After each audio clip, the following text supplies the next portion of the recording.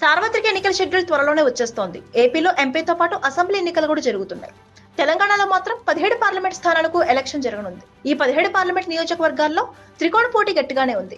BRS, Congress, BJP 3 పార్టీలు double digit తప్పనిసరిగా గెలుస్తామంటున్నాయి. ఇప్పటికే ఈ 3 పార్టీల మధ్య డైలాగ్ వార్ దుమ్మురేపుతోంది. సత్తాపై సవాళ్లు పేలుతున్నాయి. 2024 లోక్సభ ఎన్నికల టార్గెట్ గా తెలంగాణ గట్టుపైన డబుల్ డిజిట్ పై దృష్టి సారించాయి బీజేపీ, కాంగ్రెస్, బీఆర్ఎస్.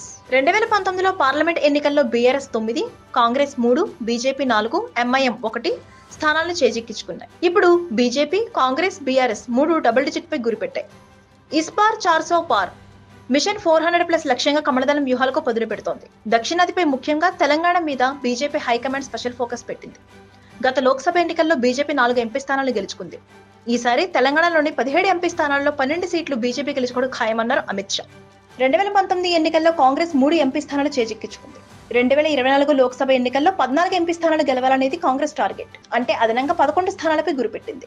అధికారంలో ఉన్న పార్టీ, అందులోనూ రేవంత్ లాంటి నాయకుడు సీఎం సీట్లో ఉన్న సమయంలో అధిష్టానానికి ఆశలు గట్టిగానే ఉంటాయి. ఇక లోక్సభ ఎన్నికల్లో సత్తా చాటేందుకు సిద్ధమైంది బీఆర్ఎస్. గత ఎన్నికల్లో 9 ఎంపీ స్థానాలు కైవసం చేసుకున్న బీఆర్ఎస్ ఇప్పుడు డబుల్ డిజిట్ పక్కా అంటోంది. అయితే 2024 ఎన్నికల టార్గెట్ గా కాంగ్రెస్, బీఆర్ఎస్ మధ్య ఇప్పటికే సవాళ్లు ఓ రేంజ్ లో రీసౌండ్ ఇచ్చాయి. రా చూసుకుందామంటూ సీఎం రేవంత్ రెడ్డి వ్యాఖ్యలకు ఘాటుగానే రియాక్ట్ అయ్యారు కేటీఆర్.